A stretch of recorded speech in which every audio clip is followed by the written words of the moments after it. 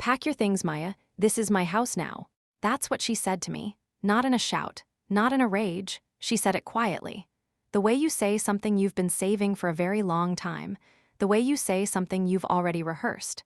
My father's body had been gone for 114 minutes. The hospice nurses had just left. The front door hadn't even finished closing behind them. And Vivienne, the woman who had been my stepmother for 12 years, the woman who had stood at the doorway of my dying father's room and watched me hold his hand through every IV drip, every nightmare, every 3 a.m. hour when the medication stopped working and the pain didn't, that woman had walked to my childhood bedroom, knocked twice, opened the door without waiting, and told me to leave. I was 26 years old. I had given up my apartment in Seattle. I had walked away from my first real job at an architecture firm I had spent 4 years trying to get hired at. I had driven 1,800 miles home because my father was dying and he needed someone who actually loved him.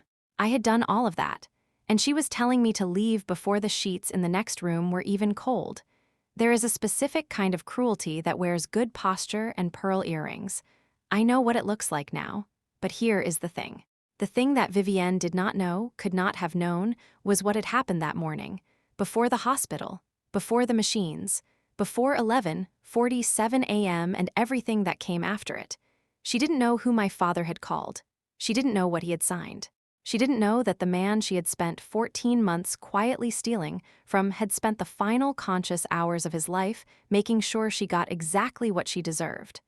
Let me take you back to the beginning. My name is Maya Calloway.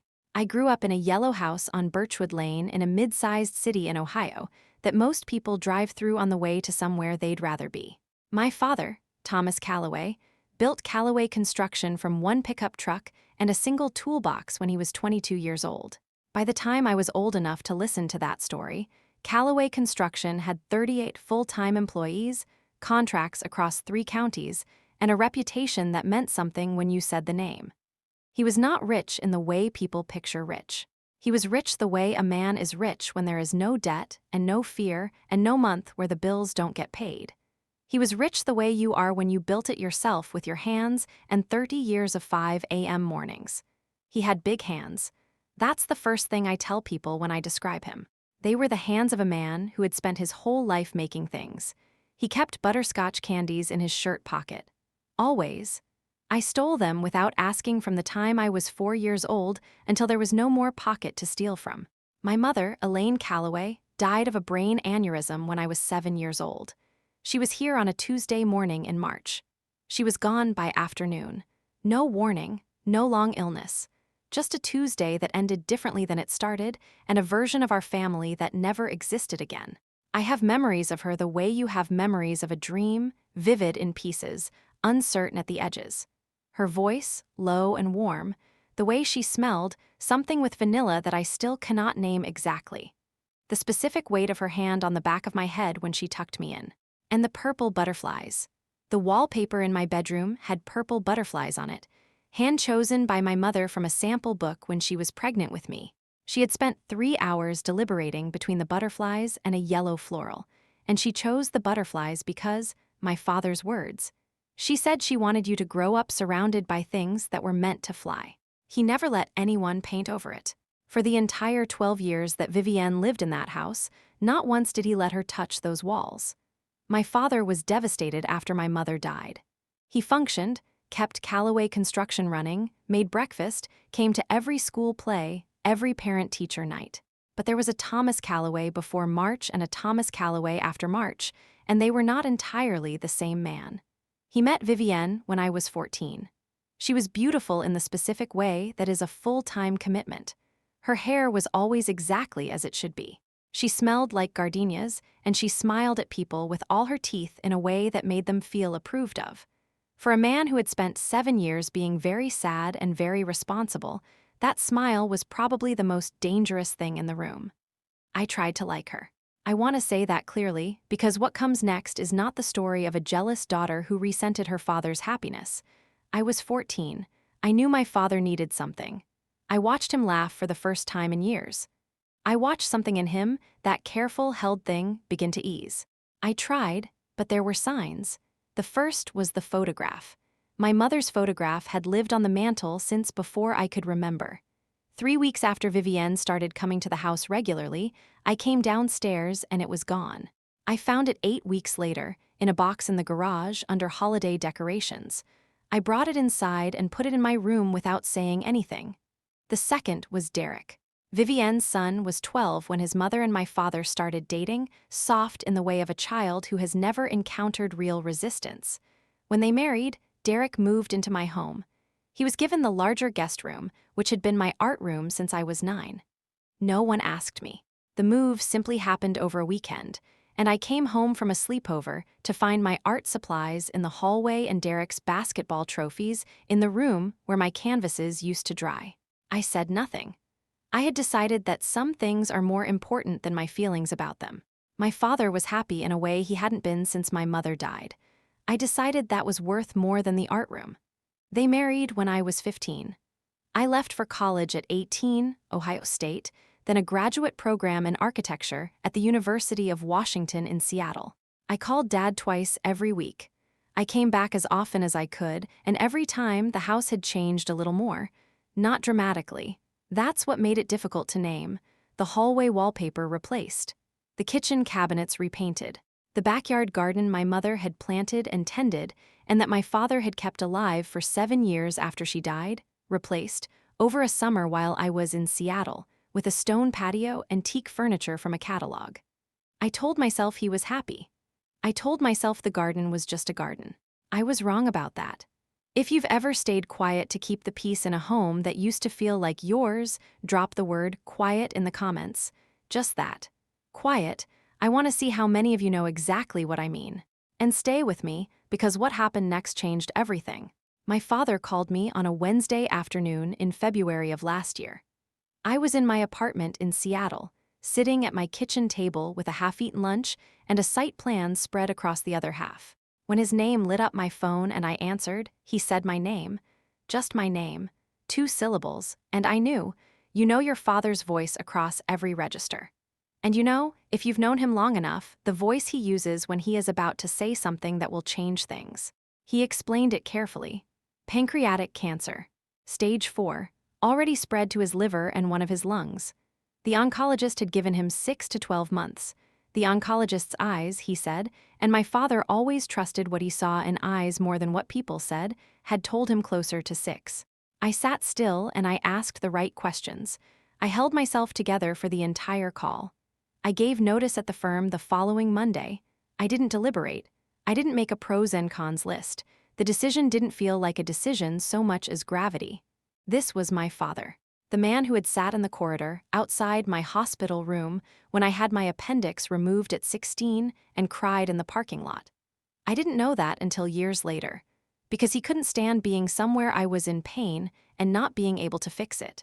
The man who had kept my mother's butterflies on my bedroom wall for 15 years. The man who had kept butterscotch candies in his shirt pocket until the last pocket he owned. I packed my Seattle apartment in 3 days. I drove back to Ohio in 2. I arrived on a Saturday morning. He was awake in the kitchen in his robe, and when I came through the door with 2 overpacked bags and the exhausted, determined face of someone who has just driven a very long way, he stood up, which cost him something. I could see it, and hugged me for a long time without saying anything. When he let go, he looked at my face and said, "You didn't have to do this."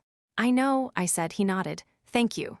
We never talked about it again, in the sense of explaining or justifying it. That was between us, settled and understood. I coordinated with his medical team, 3 doctors and a hospice liaison named Karen who became someone I trusted completely. I ordered medications. I built the schedule. I learned what the numbers on his blood panel meant. I learned how to read an oncology report without panicking. I learned how to talk to a man who knows he is dying in a way that doesn't make him feel like something being managed. Vivienne helped. I want to be precise about this because it matters. She was not absent. She attended some appointments. She made dinner on evenings when dinner happened. She sat with him in the afternoons sometimes. But the actual care, the 3 a.m. moments when the medication wore off and he made a sound I had never heard from him before, and I had to move fast and be calm at the same time. The morning routines that required more hands than dignity allows me to describe fully. The hours of simply sitting beside someone while they sleep in a way that says, I am here, I am not leaving, you are not alone, those hours that do not look like work, but are the hardest work there is. That was me, Vivienne noticed, and the noticing made her resent it. Because when you watch two people interact with a dying person, you can see clearly which one he reaches for, which one he looks up for when he hears footsteps, which one he calls for in the night, and it was not Vivienne. She started with comments. Small, consistent, perfectly calibrated. Never quite accusation, never quite question, always with the right amount of plausible deniability. Maya, you really shouldn't hover so much. Thomas needs rest, not an audience. Said gently, always gently. Said in front of the hospice nurse. Aunt Patricia, my father's older sister, a retired school teacher with the precision of someone who spent 30 years in a classroom, had told me from the beginning, watch what she does when she thinks no one's looking. So I watched. In June, I came downstairs and found Vivienne in my father's study. The file cabinet was open. Folders spread across the desk, organized into two groups. She turned when she heard me, at a pace precisely calibrated to appear unhurried. She said she was looking for insurance documentation. The pharmacy had never called about coverage. I had handled every pharmacy account since March. I said, okay. I left. I came back 17 minutes later when I heard her on the patio. I photographed every folder on the desk. I didn't know what I was looking for, but something quiet and cold and very calm told me to document it. Aunt Patricia was right. What I'd photographed were bank statements. A joint savings account, a brokerage account, a business operating account, a custodial account my father had established when I was born. The joint savings account had held, as of January 1st, $273,000. By June, it held $41,232,000 in 5 months. I sat with that number for 3 days before I showed it to Aunt Patricia. She spread the photographs across her kitchen table, put on her reading glasses, went through each page in silence. When she finished, she looked up and said 2 words. Show Thomas. He's dying, I said. He's still here, she said, and this is his money. And he deserves to know. What I didn't know was that my father already knew. He had known since April. His accountant, Phil, had flagged the withdrawals and come to my father directly. My father had confronted Vivienne. She had cried, the kind of crying that appears like authenticity but functions like a technique. She said it was a misunderstanding. Money moved to manage household expenses. He had wanted to believe her. But Thomas Calloway had spent 35 years in business reading people. Something in the explanation didn't settle, so he went back to Phil. And Phil had looked at all of it, quietly, carefully, without alerting Vivienne. The picture that emerged was not a misunderstanding. It was a pattern. A deliberate, structured pattern of transfers across 4 accounts, in amounts calibrated to stay below the reporting thresholds that trigger automatic bank fraud alerts. The total, by September, was $347,211. He called me to his bedside on a Sunday evening in September. He waited until Vivienne had left for her Tuesday book club. He was propped against his pillows with his oxygen tube in place. He looked at me for a long moment before speaking. He always gave himself that moment. Maya, he said, I need to tell you something, and I need you to listen to all of it before you react. Okay, Dad. He told me everything. Slowly, in order, the call from Phil in April, the confrontation with Vivienne, going back to Phil, the number. I've called Arthur, he said, Arthur Chen. 22 years, every contract Calloway Construction had ever signed, the man my father trusted in the way you only trust people who have never given you a reason not to. I've made some changes. Arthur will call you. He'll explain everything. I started to cry, not because of the money, or not only because of that, because he had carried it alone all that time. Because I had been in the next room for 6 months measuring his medications and sitting with him through the nights, and I had thought I was protecting him, and he had been the one protecting me. He took my hand. Don't cry, sweetheart, he said. You have your mother's face when you cry. She'd cry first and fix things second. He looked at me steadily. Fix it second. That was the 18th of September. On the morning of October 15th, at 7 in the morning, Arthur Chen came to the house. Vivienne was upstairs, still asleep. My father was lucid. The hospice physician had noted, in his chart the previous afternoon, alert and oriented, capable of participating in decision-making. Arthur had anticipated a challenge to the will's validity and prepared accordingly, with a video recording and 2 witnesses. And my father, with the hands that were no longer large and the voice that was no longer strong but that was completely and entirely his, signed his name to a new document. By 11:47 a.m., he was gone. I know the time because that is the kind of number that does not leave you. 11:47 a.m., October 15th, a Wednesday. He was 58 years old. She was asleep while he was doing this. She was asleep upstairs while my father spent the last morning of his life making sure she couldn't take what wasn't hers. Type, he knew, in the comments. Just those 2 words. And if you've ever lost someone, if you know what 11:47 feels like, I see you. Stay with me. The hours after my father died are something I have tried many times to describe. Grief is not what most people imagine before they've been inside it. It is not one thing. It is a room with too many windows, light coming in from every direction at once, hitting things you weren't prepared to look at, a coffee cup, a pair of reading glasses on a side table, a half-empty bottle of the particular cough syrup that didn't work anymore, making ordinary objects unbearable. The hospice team arrived within 30 minutes. They were professional and kind in the way that only comes from doing very hard work with grace over a long time. Aunt Patricia arrived in the early afternoon. She didn't say much. She sat next to me in the kitchen and she put her hand on my arm and kept it there for a long time. That was the right thing. Exactly the right thing. Derek appeared around 3 p.m.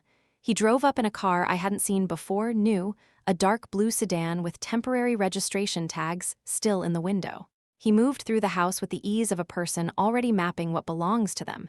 He didn't speak to me. Not once.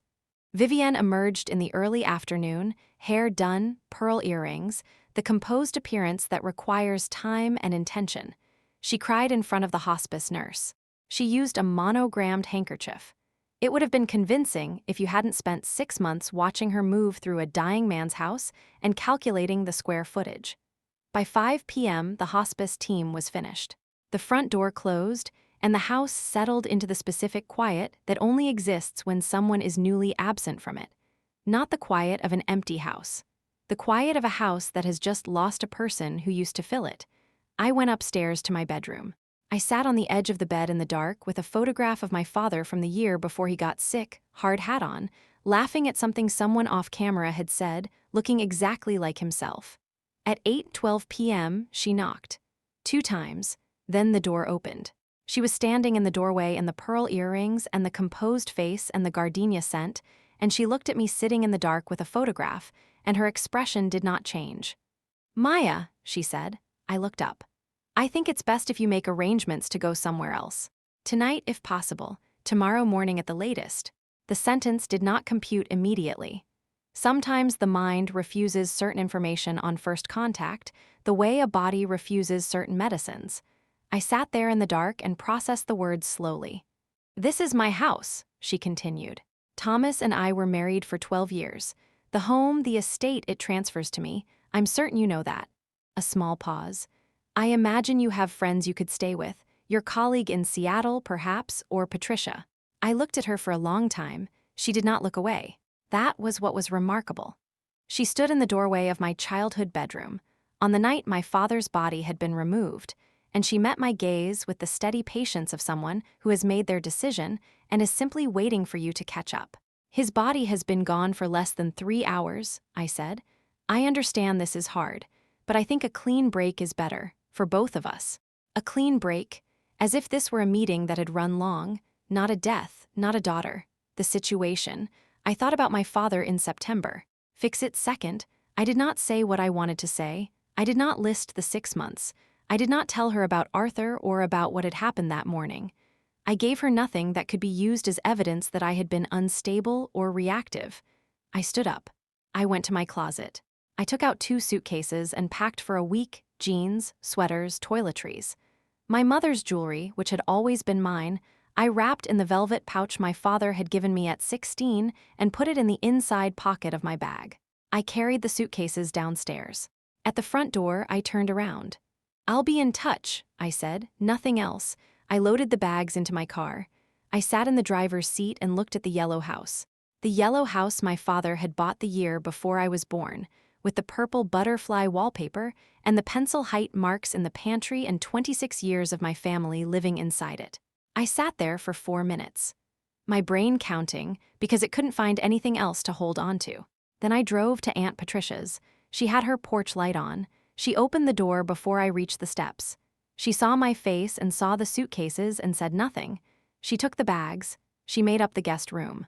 She boiled water and made toast with honey, my mother's prescription for surviving bad nights, which Aunt Patricia had inherited, and we sat at her kitchen table in the light that was too bright for grief, but the right brightness for functioning. We sat there until past 2 in the morning. I slept eventually, the heavy, dreamless sleep of a body that has used everything it had. At 8:19 the next morning, my phone rang. Arthur Chen's name on the screen. Arthur did not waste time with preamble. He had known our family for 22 years and understood what was necessary. He explained the revised will. The family home at 14 Birchwood Lane, its full property, its contents, its attached storage, left entirely to me. Maya Elaine Calloway. Calloway Construction, 38 employees, 30 years of contracts, valued by an independent assessor at $3.2 million, left entirely to me. The primary brokerage account, holding approximately $418,000, left to me. Liquid assets, 80% to me. 20% to an educational fund for Aunt Patricia's grandchildren, something my father had added simply because he had wanted to, because he believed they should have something from him. Vivienne was to receive $150,000, paid within 30 days. The right to reside in the guest cottage on the east side of the property for a period not exceeding 6 months.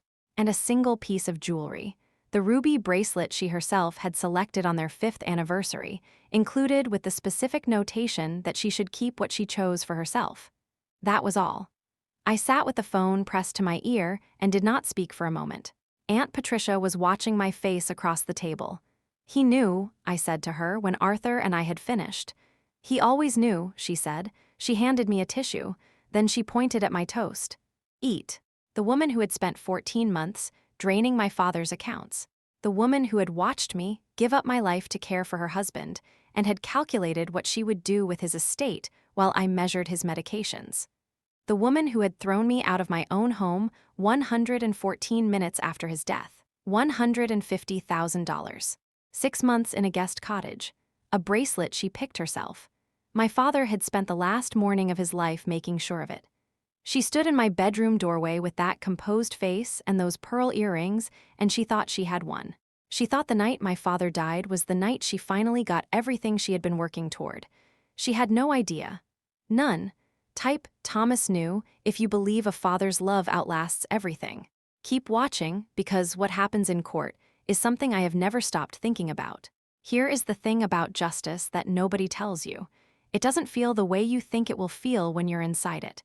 It doesn't arrive like a scene in a film, dramatic, scored, completed. It arrives in certified mail and voicemails and parking lots, outside lawyers' offices, and long nights at Aunt Patricia's kitchen table going through documents with a highlighter. Justice, in real life, is paperwork. The morning after Arthur's call, he sent the formal notification letter to Vivienne by certified mail and courier. She called me 4 times by 11 a.m. I let all 4 calls go to voicemail. The first was calibrated disbelief. "Maya, I think there's been some kind of error. Please call me back so we can sort this out." The second had shifted. "I don't know what you said to your father in those last months, but this is going to be contested." The third, "This is not legal. He was not in his right mind, and everyone who was around him knows it." The fourth voicemail is the one I have listened to more times than is probably healthy. The first time I heard her voice do something it hadn't done in 12 years of carefully managed presentation. It cracked. Not much, but enough. "You have no idea how much I have given to this family. You were never here. You were in Seattle living your life, and I was here, every day, for 12 years. You don't get to come back and..."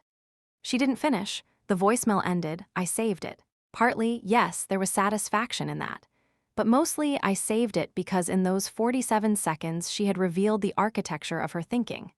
She believed she was owed something, not because she had loved him, not because she had grieved him, but because she had been present. Because proximity was the work, and the work deserved payment. She had confused being in the house with being in the family. I retained a woman named Rebecca Ewan, who practiced family and estate law in Columbus, and came with a specific kind of reputation, not loud, not flashy, but precise in a way that tended to win. Rebecca read everything in silence. The will, Arthur's draft affidavit, the witness documentation from October 15th. The photographs I had taken of the account statements in June. Then she looked up and said, "Your father did this deliberately." "Yes," I said. "Bradford Sims will argue testamentary incapacity," she said. Bradford Sims was the attorney Vivienne had retained, tall, expensive, with the practiced confidence of someone who had won cases, by overwhelming the other side before they were ready. The claim will be that Thomas Calloway was not mentally competent when he signed the revision, that the cancer, the medications, or the emotional state of a dying man meant he didn't understand what he was signing. She let that sit. "We're going to prove he did, completely and unambiguously. And then we're going to show the court exactly why he signed it." This was possible because Arthur had anticipated the challenge. He had come to my father's bedside on October 15th with a laptop camera. The video recording showed my father in his hospital bed, visibly ill, thinner than his photographs, voice quieter, but sitting upright against the pillows with the deliberateness of someone who has decided what needs to be done and is doing it.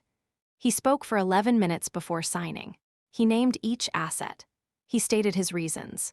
He acknowledged that Vivienne was being provided for and explained, without anger, without bitterness, without anything that could be characterized as impairment, exactly why the remainder was being left to his daughter. His final sentence, before he picked up the pen, "I am of sound mind. I have never been more sure of anything in my life. This is what I want for my daughter. And this is what Elaine would have wanted." Elaine, my mother's name. I didn't know he had said that until Rebecca played the recording in her office. I had to step into the hallway for 3 minutes. I stood in the corridor with my hand on the wall and breathed and thought about my mother's butterflies and my father's hands and all of it. When I came back, Rebecca was already making notes. She looked up when I reappeared. "He was a good man," she said, simply. "Yes," I said, "he was." While the legal process moved through its stages, I did something I had not expected to do. I went to the office of Calloway Construction. I had grown up around the company. The smell of it, industrial cleaner and coffee, and something papery from the blueprints, was as familiar as anything from childhood. The large work table where my father spread his plans. The ugly green coffee mug with the crack in the handle that he'd refused to throw away for 15 years. I walked in on a Monday morning in late October, 17 days after my father died. The foreman, Robert Hicks, met me at the door. Robert had worked for Calloway Construction since 2001. When he saw me, he put out his hand and said, "Your dad talked about you a lot." "What did he say?" "Said you were the smartest person he'd ever met, and that you had your mother's spine." He held the door open. "Whatever you need from us, Miss Calloway, we're here." I cried in my car for 15 minutes, then I went back inside. Something happened in those weeks. I started to understand what my father had built, not in the abstract way I had always understood it, but in the specific, granular, essential way. The names of the subcontractors and why he had chosen each one. The municipal contract renewal process. The pension structure he had set up in 2009, during the recession, when he could have reasonably cut it and chose not to. The small practices, quarterly staff lunches, birthday acknowledgments, Christmas bonuses never reduced regardless of the year's performance, that were not in any business handbook, but that meant something to 38 people and their families. He had built a thing that took care of people. That was the heart of it, and he had left it to me. I don't have a word large enough for that kind of inheritance. It isn't really the money, though the money is significant. It is the weight of being handed something that someone made and loved and trusted you not to ruin. It is being the person that person chose at the end of their life when choosing was still possible. Every morning I walked through that door, I thought about his hands, and I tried to be worth them. Vivienne, in November, filed the will contest. Rebecca filed our response the following week, Arthur's sworn affidavit, the hospice physician's documentation, the video, all entered into the formal record. Robert Hicks agreed to testify. In September, my father had come to the Calloway Construction office on a day he was feeling stronger, and he had sat with Robert in the small back office where the big decisions were always made, and he had told him. He had told him about the will, about what he was going to do, about why. Weeks before I had any knowledge of it. He had told him because he trusted Robert with 23 years of his professional life, and he wanted a witness with no legal relationship to the signing, no conflict of interest, no angle. My father, even at the end, was a man who thought things through. Bradford Sims received the full discovery package in early December. Then the strategy changed. The will contest was supplemented with a second claim, undue influence. The argument was that I, Maya Calloway, had manipulated my dying father during the months I lived in his home in order to influence his estate decisions for my own benefit. That the care I provided was not love but leverage. That the hours and the nights and the months were a strategy. That my father did not choose what he chose, I made him choose it. I sat in Rebecca's office and read the filing and sat with it for a very long time. There is a specific grief that comes from having love made into an accusation. From having the most private, sacred thing you did, the 3 a.m. hours, the hand-holding, the specific way you learn to move around a person who is dying so they maintain as much dignity as possible, turned into evidence of something sinister. It is adjacent to fury, but quieter than fury. Rebecca watched my face. This is what they do when they know they're losing. They make it hurt, because hurting you is the only leverage they have left. It's working, I said. I know, let it hurt tonight. Come back tomorrow ready. I went back to Aunt Patricia's. I called Simone. I cried the way I hadn't since October 15th. Then I came back the next morning. Ready? She turned my love for my father into a legal argument. She stood in the doorway of my bedroom on the night he died and told me to leave, and then she walked into a courtroom and claimed that my presence in that house was a manipulation. Stay with me right now. Because what happens next, what Arthur Chen prepared, what Robert Hicks said in that courtroom, what Bradford Sims does when he actually sees the video, that is the part this whole story was building toward. Type "I'm staying" in the comments. I want to know you're here. The hearing was scheduled for January 14th. A Tuesday, cold, the kind of January morning in Ohio that is gray all the way down to the pavement. I wore the blue dress my mother had bought for my college graduation. I had kept it for 8 years and never worn it again after that day. Some things you keep not because they are practical but because they are armor. This was armor. I wore my mother's pearl earrings, the ones I had carried out of the house in a velvet pouch the night Vivienne told me to leave. Aunt Patricia drove me. We didn't talk on the way. At a red light 4 blocks from the courthouse, she reached across and put her hand on mine for a moment. Then the light changed and she let go. That was enough. Exactly the right amount. The courtroom was smaller than I expected. They usually are. The scale of legal proceedings is inversely proportional to what is at stake in them. Vivienne was already there at the respondent's table in a charcoal gray dress. She had chosen, for this occasion, pearl earrings. Her hands were folded on the table. She did not look at me when I walked in. That was the tell. Vivienne always looked at people. It was one of her tools. She didn't look at me because it required something she couldn't afford to spend now. Bradford Sims made his opening remarks, polished, emotionally constructed, evidentially thin. He described Vivienne as a devoted spouse of 12 years now, being denied her rightful inheritance through the interference of a resentful daughter who had appeared, suspiciously, only when the terminal diagnosis made her presence financially relevant. He used the word convenient twice. Rebecca Ewan stood up. Her opening statement was 4 points. 1. The hospice physician had assessed Thomas Calloway as cognitively intact on October 14th. The assessment was in the medical record. 2. Arthur Chen had produced a complete video recording of the will signing on October 15th, in which Thomas Calloway verbally and at length stated his intentions, reasons, and understanding of the document. The video would be entered into evidence in full. 3. A forensic accountant had completed a comprehensive analysis of account transfers across 4 accounts between August of the previous year and September of the year of Thomas Calloway's death. The findings would be presented. 4. The undue influence claim would be addressed in part by Robert Hicks, who had spoken directly with Thomas Calloway on September 20th. Nearly 4 weeks before the will signing, before Maya Calloway had any knowledge of the planned revision, in which Thomas Calloway had explicitly stated his intentions for his estate. Bradford Sims, during Rebecca's opening, did something with his face I observed carefully. He didn't collapse, too experienced for that, but something changed.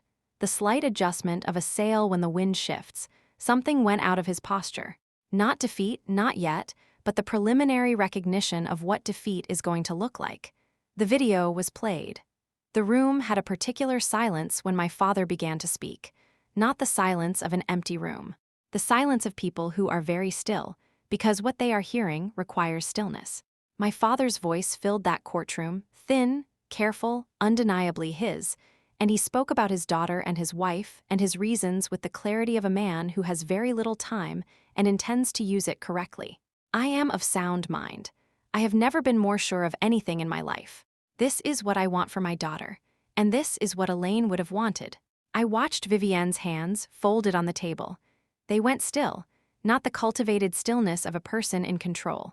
The involuntary stillness of a person who has heard something and needs a moment before they can move again. Dr. Lisa Park, the forensic accountant, took the stand. She testified with the patient, ordered delivery of someone who has made material as clear as it can be made and is now simply making it available. 14 months of transactions, 4 accounts. Transfer amounts ranging from $4,000 to $22,000, structured with a consistency that was, Dr. Park noted, inconsistent with ordinary household financial management and consistent with a deliberate strategy to move money in amounts below automated fraud detection thresholds. A practice with a recognized name in forensic accounting, associated with intentional financial concealment. Total amount transferred, $347,211. The secondary account was registered in the name of Derek Edward Holt, Vivienne's son, who had arrived on the afternoon of his stepfather's death driving a vehicle with temporary registration tags. Bradford Sims requested a recess. He was granted 15 minutes. When he came back, he walked to Rebecca's table quietly and spoke in a low voice for approximately 4 minutes. She came to me. He wants to settle. They're withdrawing the contest and the undue influence claim in full. Vivienne accepts the will as written. In exchange, you agree not to pursue the financial fraud claims through civil court. What about the criminal side? That's not in our hands. The forensic report is part of the court record now. The DA will see it. What happens after that is not your decision and not Vivienne's. I thought about my father, September, his hands on mine, fix it second. He had not said destroy her, he had said fix it. And he had already fixed the most important part. The morning of October 15th, 7 in the morning, Arthur Chen at the bedside. That was the fixing. Everything after was just the paperwork catching up to what was already done. Tell him we'll settle. On 2 conditions. Rebecca raised an eyebrow. She vacates the guest cottage within 30 days, not 6 months. That's reasonable. The second. The ruby bracelet is returned, not because I want it. Because she chose it with my father's money, and she doesn't get to keep things that were bought with what she stole. Bradford Sims nodded, across the room, when Rebecca reached him. 20 more minutes of quiet, procedural paperwork, which is what the end of a significant fight usually looks like. Not a speech. Not a dramatic reversal. Just signatures and timestamps and the administrative finality of something contested being resolved. I walked out of that courthouse at 11:23 a.m. on a Tuesday in January. The parking lot was ordinary. The air was gray and cold. There was nothing cinematic about the moment. Aunt Patricia was at the car. Well, it's done, I said. She pulled me into a hug the way she had when I was small, the specific way that means I am here, you are safe, you survived this. I held on for a long time in a cold parking lot, not caring what it looked like. Thomas would be so proud, she said. I held on longer. Stay with me. I am almost at the end. And there is one more thing. Something Arthur Chen gave me that I have not talked about until now. Something my father left, not in the will, not in the legal documents. Something that was in an envelope. Stay with me for the last part. I need you to hear it. On the first Friday of every month, I bring donuts to the office. A plain box from the bakery on the corner that has been there since before I was born. Glazed, chocolate frosted, a few powdered ones for Robert who won't admit he prefers them. I set the box on the large work table and sit with the team and listen more than I speak. My father did this every month. First Friday, donuts from the corner bakery. Robert told me he never missed a First Friday, not in 30 years. I have not missed one yet. Simone moved to Columbus in March.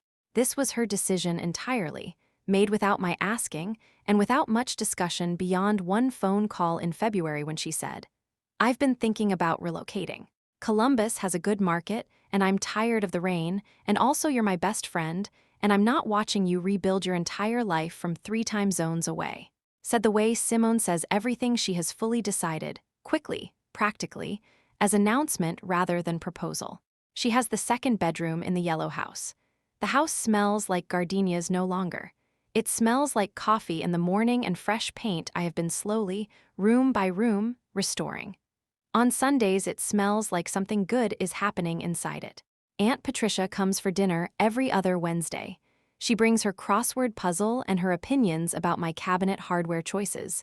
We eat at the kitchen table. We drink tea afterward. Sometimes we talk about my father. Sometimes we don't. The purple butterfly wallpaper is still on my bedroom walls. It has always been on my bedroom walls. It will stay until the house chooses otherwise, which I do not anticipate. My mother chose it. My father kept it. I am keeping it too. Some things are not decoration. Some things are history. I need to tell you about the envelope. I have been holding it back the way you hold back the part of a story that changes everything else, not to withhold it, but because everything before it needs to be in place first. Because you need to know who Thomas Calloway was before you can understand what he wrote. The envelope came from Arthur Chen. He called me on the morning I moved back into the yellow house. He drove over that afternoon and sat at the kitchen table, the same table where Vivienne had stood at the counter the night she told me to leave, and he set a plain white envelope in front of me. He gave me this in September. He asked me to give it to you when it was over. When it was over. Not after he died. After it was over. He knew there would be a fight. He knew there would be a resolution and a moment at the end that was the after. He had prepared for the after. That was my father. Arthur stood up. He said he would see himself out. He said he was proud to have known Thomas Calloway. His voice broke, very briefly, on the word proud. Then he put his hat on and walked out, and I was alone in the kitchen with the envelope. My name on the front, in his handwriting. Maya, the same handwriting as the height marks in the pantry door. Loose and confident, the pen pressure of someone who has always moved through the world without hesitation. I opened it. 3 pages, written by hand on yellow legal pad paper, the specific pale yellow and faint blue lines that had sat on his desk my entire life. He had dated it September 22nd, 23 days before he died. He started it the way he started all important conversations. Maya, just your name first because the name is enough. You were always enough. I want you to hear that before anything else. He wrote about my mother. He told me things I hadn't known. He wrote that in the last year of her life, she had said she was afraid the people who loved her would be too sad to be happy again, and that he had promised her they wouldn't be. He said he had tried to keep that promise and had not always succeeded. He wrote about me. He wrote about watching me grow up. The day I left for college, he stood at the door and watched my car until he couldn't see it anymore, then went back inside and sat at the kitchen table alone for a while. He wrote about the phone call in February when I answered, and he said my name and I knew. He said he had heard me know it, in the silence between his words. He said he had been grateful for a daughter who didn't require things to be softened. He wrote about the months I came back for. He did not call them a sacrifice. He said, and this is the line I have memorized because some lines go into you and live there. Watching you show up for me, the way you did made me understand that everything I tried to build in my life was the right thing to build. You are the proof. You were always the proof. He wrote about Vivienne, not with bitterness, with a quiet sadness, the sadness of a man who had wanted to believe something and had been wrong and had enough time to understand why without needing to make it into more than that. He said he was sorry I had lived in a house with her for as long as I had. He said he had been slower to see it than he should have been. That was on him, and he knew it. He wrote about the will. He said he was leaving me everything not because I had come back, not because of the months, not because I had earned it in a calculus of obligation. He said he was leaving me everything because everything he had was built for me, had always been built for me. The thing, he wrote, is that you should live in a world where you know that someone built something with their whole life and believed you were the reason to build it. That's all I'm giving you. The house and the money and the rest, that's just the shape it takes. He wrote about my mother's garden. He said he had let Vivienne replace it. He had told himself it was just a garden. He knew it was not just a garden. He was sorry about the garden. He asked me if I had the time and the inclination to plant something in the yard again. He did not prescribe what. He said my mother had always said that what you grow should be what you choose. Take 3 hours. Choose something that was meant to fly. He closed it the way he closed everything that mattered. I love you, sweetheart, more than you know and more than I could ever say in the amount of time I turned out to have. Be the proof, keep being the proof. Dad. I planted lavender, the whole back section, where the garden used to be. It came back the following year fuller, the way lavender does when it establishes itself in the right conditions. Now, in summer, it fills that entire section, and the smell comes through the kitchen window when the back door is open. It is purple, like the butterflies. I did not fully register what I was doing until it came up. Then I understood, which is sometimes how the best things happen. Simone pointed it out on a June evening on the stone patio, something good happening inside and outside the yellow house on Birchwood Lane. She said, "You planted the same color as the wallpaper." I said, "I know." She raised her glass. "To Thomas," she said. "To Thomas," I said. We sat in the evening with the lavender, and the light doing what light does in June when you are in a yard that has been put back together. I thought about my father and my mother, and the 3 hours it took to choose butterflies in a wallpaper shop in 1996, and the 3 hours I spent at the garden center choosing the right lavender for the Ohio climate. And I thought about how some things go all the way through, from one generation to the next, from one decision to the one it makes possible, from a pair of hands that built something to the hands that carry it forward. I thought about all of it. Then I finished my tea. Then I watched the lavender in the evening light. The night my father died, a woman stood in my doorway and told me to leave. She said it quietly, with pearl earrings and good posture and a face that had practiced everything it needed to practice. She thought that night was the beginning of what she had built toward for 14 months. She thought she had finally gotten the room. She didn't know about Arthur Chen. She didn't know about the yellow legal pad. She didn't know that on the last morning of his life. A man with big hands and butterscotch candy in his pocket, and 38 people who counted on him, and a daughter he had raised alone since she was 7. She didn't know that man had spent his final hours making sure that everything he loved went exactly where it was supposed to go. She sat upstairs in the house that was never going to be hers, and she slept while he signed his name. And the morning came, and Arthur called, and the lavender grew, and the butterflies are still on the walls.